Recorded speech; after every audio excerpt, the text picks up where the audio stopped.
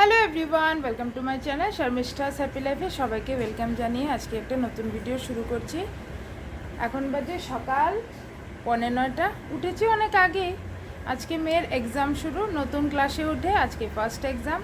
আর ও এখন রেডি হচ্ছে, চুল টুল আছড়ে দেবো, চুলটা একটু শুকাক, তারপরে খাওয়া দাওয়া হয়ে গেছে। আর আজকে যেহেতু এক্সাম আছে এই জন্য তাড়াতাড়ি চলে আসবে, টিফিন দিতে হবে না, চলে আসবে। তবে একটা ফল এনেছি, আর দাঁড়ান আপনাদেরকে দেখায়। আমি আনিনি, আমার শাশুড়ি এনেছে। ফ্যানটা অফ করি, নাহলে আপনারা শুনতে পারবেন না। আর এই যে ওকে দিয়ে দিয়েছি কিছু, আর কিছু এই যে লটকন দিয়েছি একটু বেশি করে। আর এটা এরকমই একটা ফল, আপনারা কি বলেন আমি বলতে পারছি না, কিন্তু আমাদের এখানে ত্রিপুরাতে লটকনই বলে। আর ও বলছিল লটকন খাবে, লটকন তো এখন উঠে গেছে, তো লটকন এনে দিয়েছে আমার শাশুড়ি। আজকে স্কুলে নিয়ে যাবে, মানে ছুটির সময় বাসে বসে বসে খাবে, টিফিন নিয়ে যাবে না। ওর 1:45 স্কুল ছুটি হয়ে যাবে, আজকে তাড়াতাড়ি চলে আসবে বাড়িতে, এই জন্য টিফিন দিইনি। এখন খেয়ে গেছে একটু। রান্না করেছি ভাত আর একটু পটল ভাজা, এটা দিয়েই অল্প কতটুকু ভাত দিয়েছি, খেয়ে গেছে। আবার অল্প কতটুকু ফেলেও দিয়েছে সকালে। সত্যি তো এত সকালে কি চলে খাবার, তবে খেতে তো হয়। তো এই, আর এখন রেডি হচ্ছে এই যে। আর আমিও রেডি হয়ে গেছি, ওকে চুল টুল আছড়ে দিয়ে তারপরে বেরিয়ে যাব, বাসও চলে আসবে। এখন তো বাজে 9:15, বাস আসবে 9:10, 9:15 দিকে। আমি 9:10-এ বেরিয়ে যাই, এই আর কি। রোজ রোজ যা বৃষ্টি হচ্ছে, মানে কি বলবো, এত বৃষ্টিও ভালো লাগে না, আবার এত গরমও ভালো লাগে না। একটু রৌদ্র উঠছে না। কালকে ভাবলাম আমার কথা কিছু শুনতে পারবেন না, এত গাড়ির আওয়াজ, কি বলবো। তো কালকে ভাবলাম কি একটু রোদ উঠেছিল অল্প অল্প মানে সময়ের জন্য। আমি ভেবেছি কি যাক, রোদ উঠেছে, দেখবেন আমাদের অনেকগুলো কাপড় মেলা আছে। এই যে দেখতে পাচ্ছেন, কিছু শুকায়নি, কিন্তু ফ্যানের তলায় দিয়ে দিয়ে শুকানো হচ্ছে। আর রোজ আর কাপড়ে দেখবেন, বেশি দিন যদি বৃষ্টি বাদল থাকে, রোদ যদি না থাকে, তাহলে কাপড়ে একটা কিরকম যেন একটা গন্ধ হয়ে যায়, ভালো লাগে না। এখনো মেঘলা হয়ে আছে, এখনো বৃষ্টি পড়ছে, কিছুক্ষণ আগেও বৃষ্টি হচ্ছিল, সারা রাত কালকে বৃষ্টি হয়েছে। আর কাপড় চোপড়ের কথা তো বলে লাভই নেই। আর যে ওই যে স্কুল বাস এসে পড়েছে, দাঁড়িয়ে আছে এখানে। একটু একটু পর পর কারেন্টও চলে যাচ্ছে, ঘর একদম অন্ধকার হয়েছে। এমনিতে তো দিনটা অনেকটা মেঘলা। আর এখন এখন খালি জাস্ট এসছি চুল আঁচড়ানোর জন্য, কারেন্ট চলে গেছে।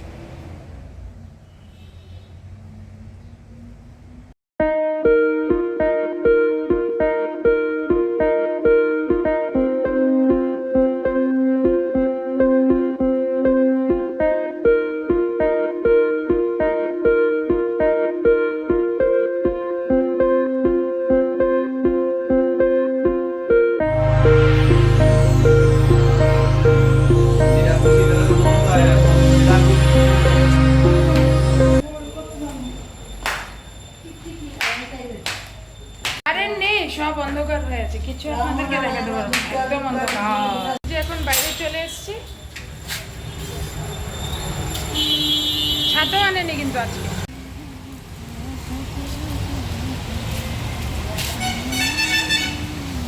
না, এটা তো আমি এখন গিয়ে বাড়ি থেকে গিয়ে ছাতাটা নিয়ে আসলাম, যেই বেরিয়েছি বৃষ্টি পড়ছে, তো কি কর। এখন আমার মেয়ে চলে যাবে, বাস চলে আসছে, এই যে বাসটা এখন উঠে যাবে ও।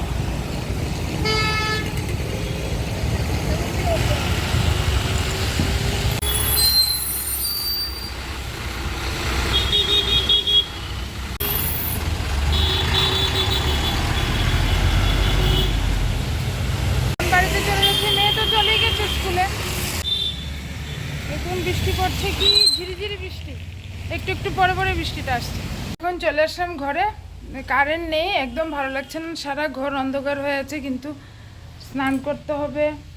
আর ও যাওয়ার আগে আমি একদম ঘরটর গুছগাছ করে নিয়েছিলাম।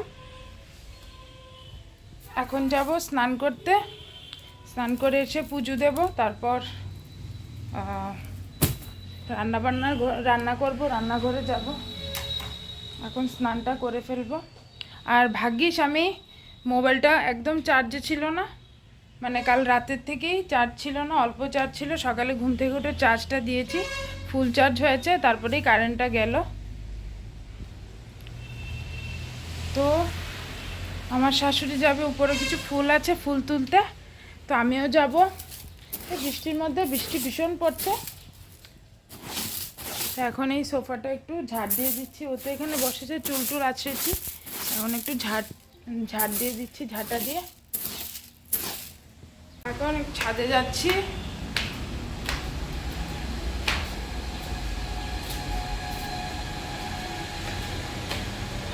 ছাদে একদম পুরো ভিজা ভিজা, একদম জল। দেখুন বৃষ্টিও পড়ছে।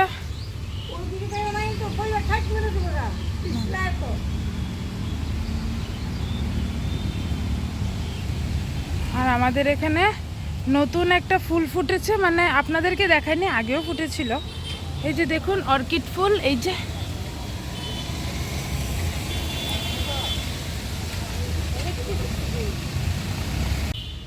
ছাদের অবস্থা খুব খারাপ।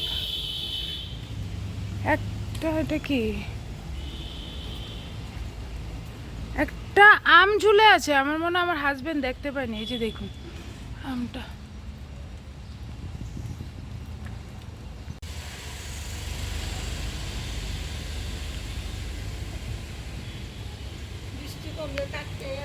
বৃষ্টি পড়ছে, এখন নিচে চলে যাই, বেশি ভিজে লাভ নেই, তার জ্বর এসে যাবে।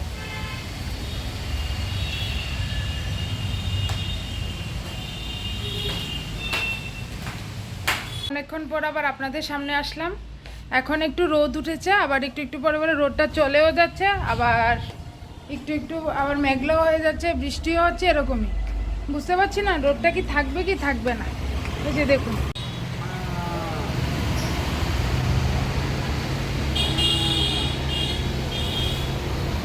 আমার তো পুজো টুজো কমপ্লিট হয়ে গেছে, এখন বাজে কটা, 1টা বাজতে 5 মিনিট বাকি। তো আজকে আমি রান্না করিনি, আজকে আমার শাশুড়ি রান্না করছে। আর পুজো আপনাদেরকে যে দেখিয়েছিলাম, আমাদের এখানে কারেন্ট চলে গেছিলো, কারেন্ট গিয়ে এসছে 11টা নাগাদ, অনেকক্ষণ ছিল না কারেন্ট। শাশুড়ি রান্না করছে আজকে, বেশি কিছু না, আজকে একটা নিরামিষ 5 মিশালো তরকারি একটা রান্না করেছে। আর এখানে রান্না করবে নোনা ইলিশ আর কি, মানে ইলিশ শুটকি বড়া করবে, এখানে কেটে রেখেছে এই যে। আর এখানে পাতা দিয়ে বড়া করবে, চাল কুমড়ো পাতা দিয়ে, এটা খুব স্বাদ হয় খেতে। এখানে পেঁয়াজ টেজ কেটে রেখে দিয়েছে, এখানে এই পেঁয়াজটা একটু গ্রেট করে দেবে, আর কুচি করে রাখা পেঁয়াজ আছে। আর আমি এটা করতে পারি না, এটা একটা ফোল্ড আছে এই মানে বড়াটার, নোনা ইলিশ দিয়ে, মানে ইলিশ শুটকি দিয়ে যে বড়াটা হয়, এই পাতা দিয়ে করবে। এই পাতাটা একটু লবণ দিয়ে ধুয়ে ভালোভাবে ফ্রেশ করে লবণ দিলে একদম নরম হয়ে যাবে, তারপরে এটা ফুল করতে কোনো অসুবিধা হবে না। অনেকগুলো পাতা এনেছি এই যে। আর আমার মেয়ে এই বড়াটা খায় না, পাবদা মাছ আছে ওইটাই খাবে। আর কালকে মাছের মাথা দিয়ে আর রান্না করেছিলাম, কি জানি কাঁঠালের বিচি দিয়ে একটা ঝোল ঝোল টাইপ রান্না করেছি, এটাও খুব দারুণ খেতে। রেসিপিটা আপনাদের সঙ্গে কোনো এক সময় শেয়ার করব। আর এই জন্য আছে এগুলো, আর বেশি কিছু রান্না হবে না। এই ইলিশ শুটকির বড়াটা রান্না হবে, আর এই নিরামিষ তরকারিটা রান্না হয়েছে। আর মেয়ের জন্য তো মাছও আছে, আর এই মাথার তরকারিটাও আছে, আর ডাল তো সকালে হয়েই গেছে। তো এখন আমার শাশুড়ি এই বড়াটা রেডি করে রাখবে, তারপরে ভাজবে, তো আপনাদেরকে দেখাবো, দেখবেন। আর এরকম করে বাড়িতে বানিয়ে খাবেন, খুব ভালো লাগে খেতে, খুবই টেস্টি হয়, আমাদের তো খুবই ভালো লাগে। তো এখন আমার শাশুড়ি আমাকে ডাক দিয়েছে, আমার শাশুড়ি নাকি এই ইলিশ শুটকির বড়াটা রেডি করছে, তো আপনাদেরকে দেখাবো। তো আমি চলে এসেছি রান্নাঘরে, আর এখানে আমার শাশুড়ি রেডি করছে যে পাতাগুলো ডাবল ডাবল দিয়ে রেডি করছে, 2-3টে করে পাতা দিচ্ছে, পাতাটাই বেশি ভালো লাগে খেতে। আর এখানে পেঁয়াজের মধ্যে হলুদ দিয়ে তারপরে লঙ্কার গুঁড়ো দেবে, আর একটা পেঁয়াজ গ্রেট করে নিয়েছে, সব কিছু রেডি করে দিয়েছে।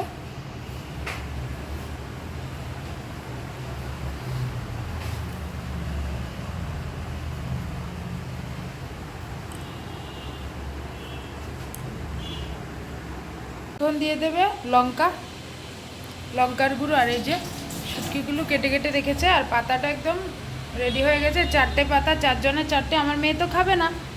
আর এখানে লঙ্কার গুঁড়ো দিয়ে দিয়েছে এতটুকুই। আর লবণ দিবা, লবণ দিবা না, এটার মধ্যে অনেক লবণ দেওয়া থাকে, এজন্য লবণটা দেবে না। আর পাতার মধ্যেও লবণ দিয়ে পাতাগুলো মেখে নরম করে নিয়েছে। এখন এগুলোর সঙ্গে সব মেখে নেবে। রেডি হয়ে গেছে, মেখে নিয়েছে। এখন পাতাগুলোর মধ্যে রাখবে, কিছুটা পেঁয়াজ দেবে, কিছু একটা একটা করে দেবে, ইলিশ শুটকি টুকরো দেবে।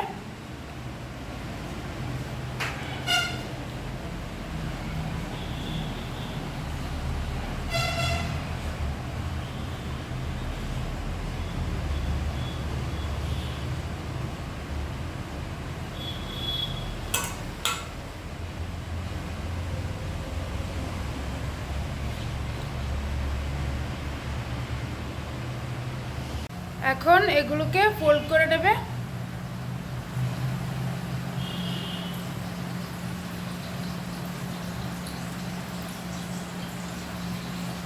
আমি এই ফোল্ডটাই করতে পারি না।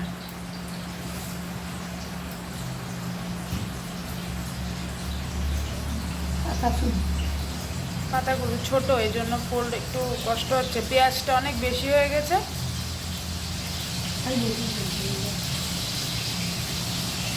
এই যে প্রথমে একটা ভেজে নিচ্ছে, কেন কি আমার শ্বশুর খেয়ে ফেলবে তাড়াতাড়ি, এই জন্য শ্বশুরটা মানে ভাজা করে নিচ্ছে। এই যে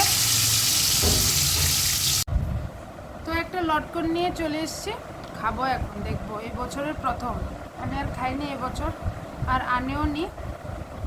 তো দেখি, আমার মেয়েকে তো দিলাম, এখন আমি খেয়ে দেখবো কিরকম।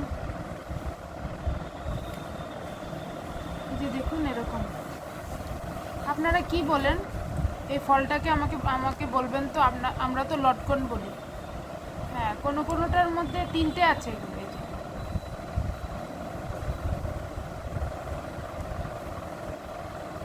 যে একটা, দুটো, আর 3টে। এই যে এখন খাবো।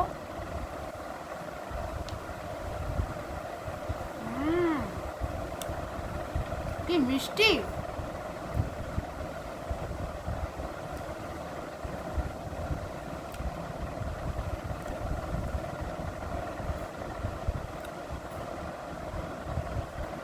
দুর্দান্ত খেতে।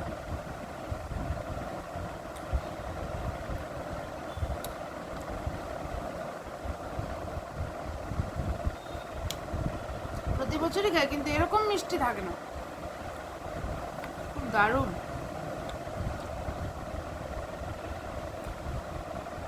মেয়েও খেয়ে বলবে। অনেকগুলো দিয়েছে ওকে, ঘরের জন্য 3-4টে রেখেছে, আর বাকি সবগুলো ওকে দিয়ে দিয়েছে।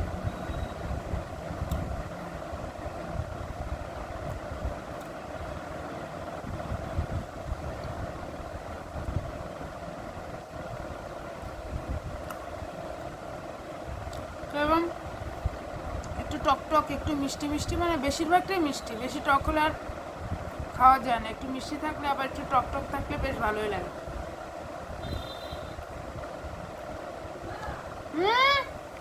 শাশুড়ি ডাকছে।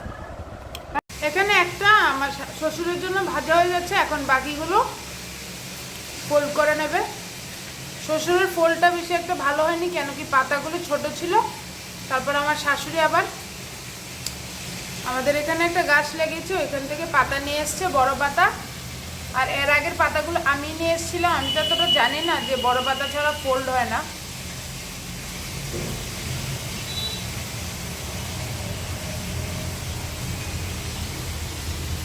এরকমই না? বুঝে গেছে এরকম।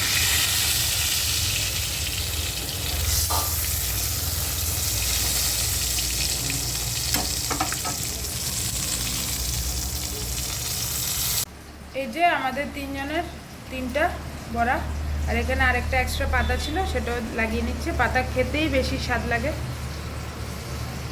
আমার মেয়ে চলে এসে স্কুল থেকে এক্সাম দিয়ে, এই যে কোশ্চেন পেপার নিয়ে বসেছিল।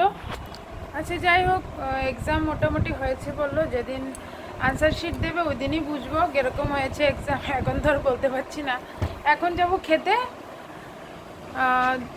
দুপুর হয়ে গেছে, খাওয়ার টাইমে হয়ে গেছে, 2:25 বাজে। তো ওরও খিদে পেয়েছে, কেন কি ও তো অনেক সকালে একটু খেয়ে গেছিলো। এখন ওকে ভাত দিয়ে দেবো, আমরাও খেয়ে ফেলবো। তো খাওয়া দাওয়া শেষে এখন চলে আসলাম ঘরে। এখন ঘরে একটু ঘুমাবো। আজকে খাওয়ারটা বেশ ভালোই হলো, বড়াটা দিয়ে খেলাম। আর আমার মেয়ে তো খায়নি, আপনাদেরকে বলেছি, ও আগের দিনের মাছের ঝোল দিয়ে খেয়েছে। আর এখন আমার মেয়েও একটু ঘুমাবে, কেন কি পরশু দিন আবার ওর এক্সাম আছে। না ঘুমালে তো পড়তে পারবে না। আমি একটু ঘুমাবো। তো আবার সন্ধ্যের সময় আপনাদের সঙ্গে দেখা হচ্ছে, তাহলে একটু আমরা ঘুমাই। হ্যালো এভরিওয়ান, শুভ সন্ধ্যা সবাইকে। এখন আমি ঘুম থেকে উঠে গেছি। এখন বাজে, এখন না ধরুন না, আরও 15-20 মিনিট আগে উঠেছি। এখন বাজে 7:20। তো চা খাচ্ছি।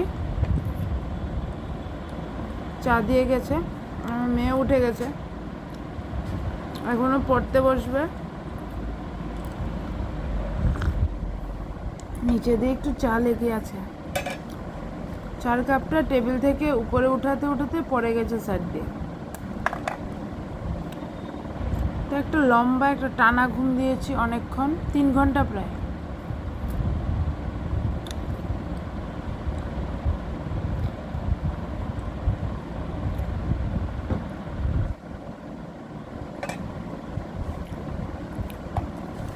হ্যালো বন্ধুরা, এখন বাজে 9:03।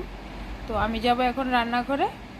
রান্নাঘরে যাওয়ার কারণ হলো, রাত্রেবেলা ডিনার বানানোর জন্য না, আজকে নিরামিষ তরকারি তো শাশুড়ি রান্না করেছে, আপনাদেরকে দেখিয়েছি। আজকে আর কোনো তরকারি টরকারি রান্না করতে হবে না, শুধু রুটি করলেই চলবে। আর আজকে এখন ভাজবো চিড়া আর মুড়ি ভাজা। কেন কি চিড়া মুড়ি ভাজা দেখবেন কোনো কোনো সময় সন্ধ্যের সময় একটু খেতে ইচ্ছা করে, তখন মানে ভালো লাগে না যে এখন গিয়ে ভাজবো আবার তারপরে খাবো। আচ্ছা যদি রেডি থাকে তাহলে খাওয়া যায়। তো কবে থেকে আমার হাজব্যান্ড বলছিল যে কৌটোর মধ্যে চিড়া ভাজা বা মুড়ি ভাজা যাই হোক ভাজা কোনো কোনো সময় খেতে ইচ্ছা করে, তো বানিয়ে কৌটোর মধ্যে ভরে রেখে দিতে। তো তো আজকে সেটাই করব, কবে থেকেই বলছিল। তো আমারও ইচ্ছে, আমি এরকম করে রাখলে পরে খাওয়াতেও চায়। কোনো সময় মনে চলে পট করে আপনি গিয়ে যেরকম কি বানিয়ে তারপর খেতে হবে, সেটা আর ভালো লাগে না।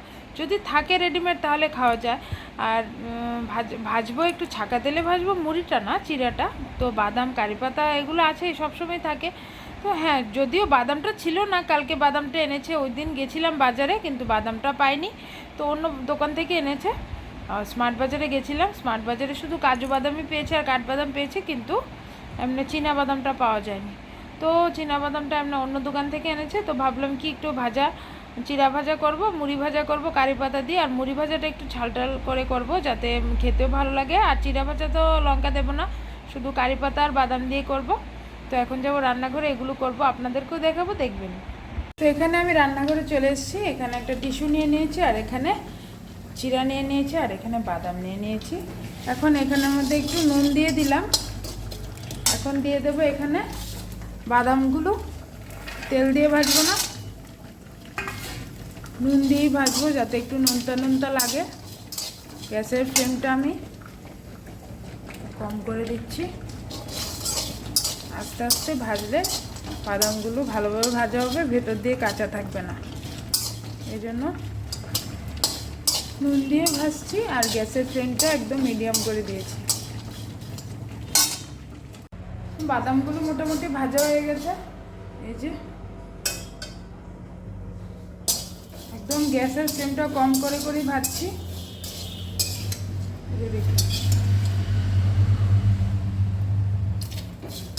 এখন নামিয়ে নেব, নামিয়ে একটু ঠান্ডা হতে দেবো, তাহলে খোসাটা ঠান্ডা হলে এরকম করে করলে পরে খোসাটা একদম ছুটে যাবে। ঠান্ডা না হলে তো গরম লাগবে হাতে, একটু ঠান্ডা হলে মানে সুবিধা হয়। এই জন্য গন্ধ বেরিয়েছে, মানে ভাজা হয়ে গেছে, ভাজা ভাজা গন্ধ আসছে। তবে মনে হয় আরেকটু ভেজে নিই, যদিও ভিতর দিকে কাঁচা থাকে তাহলে আর খেতে অতটা ভালো লাগবে না। এই যে দেখুন আমি এখন বাদামগুলো ভাজা হয়ে গেছে, নামিয়ে নিয়েছি। এই যে ভীষণ গরম, একটু ঠান্ডা হয়ে গেলে তারপরে খোসাটা ছাড়িয়ে নেব। আর এখন কড়াইটা আবার দিয়ে দিয়েছি বসিয়ে। এখন দিয়ে দেবো সাদা তেল দিয়ে ভাজা করব।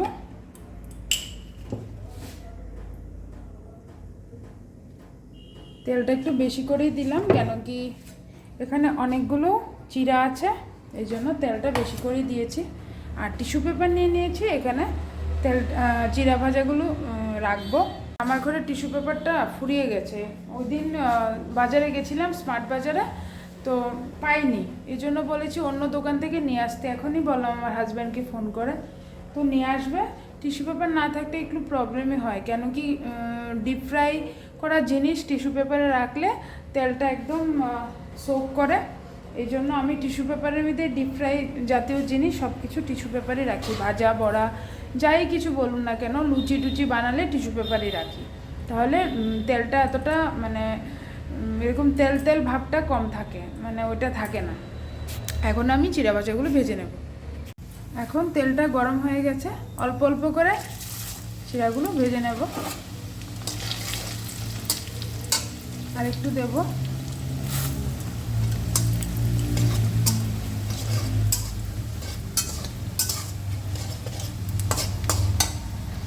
আমার চিড়া ভাজা কমপ্লিট হয়ে গেছে। দেখুন বাদামগুলো একদম খোসাগুলো ছাড়িয়ে নিয়েছি, আর এখানে কারি পাতা ভেজে নিয়েছি। চিড়া ভাজাও কমপ্লিট হয়ে গেছে। এখন একটু ঠান্ডা হয়ে গেলে তারপরে কৌটোতে ঢুকিয়ে রেখে দেবো। এখন আরেকটা টিস্যু আনতে যাচ্ছি, উপর দিয়ে টিস্যু দিয়ে একটু চাপা দিয়ে দেবো। অনেকগুলো তেল লাগে কিন্তু, এরকম ডিপ ফ্রাই চিড়া ভাজা ছাকা তেলে ভাজলে অনেক তেল লাগে।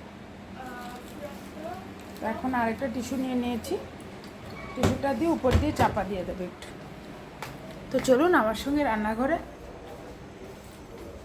ফাইনালি আজকে ভেজে নিয়েছি, অনেক দিনে ভাজবো বলছিলাম। এই যে এখানে একটু চাপা দিয়ে রেখে দেব। এই যে দেখুন তেলগুলো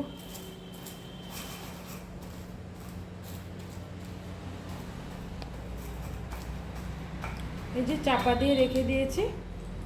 ঠান্ডা হয়ে গেলে তারপরে কৌটোতে ঢুকিয়ে ফেলবো। তাহলে আজকের ব্লগটা আমি এখানেই শেষ করছি। নতুন একটা ব্লগ নিয়ে খুব তাড়াতাড়ি আবার আপনাদের সঙ্গে দেখা হচ্ছে। ততক্ষণের জন্য সবাই ভালো থাকবেন, সুস্থ থাকবেন।